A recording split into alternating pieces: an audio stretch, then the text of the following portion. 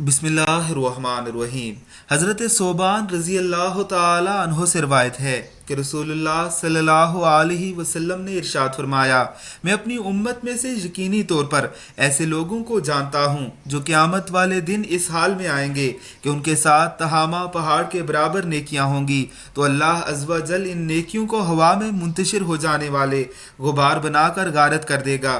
तो सोबान रज़ी अल्लाह ताला अन्हो ने अर्ज़ किया कि अल्लाह के रसूल, हमें उन लोगों की निशानियां बताइए, हमारे लिए उन लोगों का हाल बयान फरमाइए, ताकि ऐसा ना हो कि हम उन्हें जान न सकें और उनके साथ हो जाएं।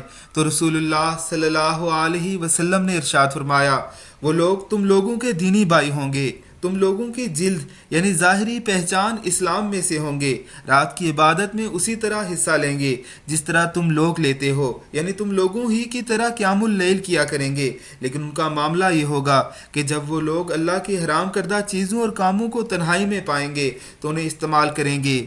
अल्लाहुम्मा मगफिरली, अल्लाह हमसे जितने भी गुनाह हुए हमें माफ़ फरमा दे, या अल्लाह एलानिया हुए या तन्हाई में हुए, या अल्लाह तेरी रहमत से बड़े ना थे, अपनी रहमत के सदक़े हमें मुआफ़ फरमा दे।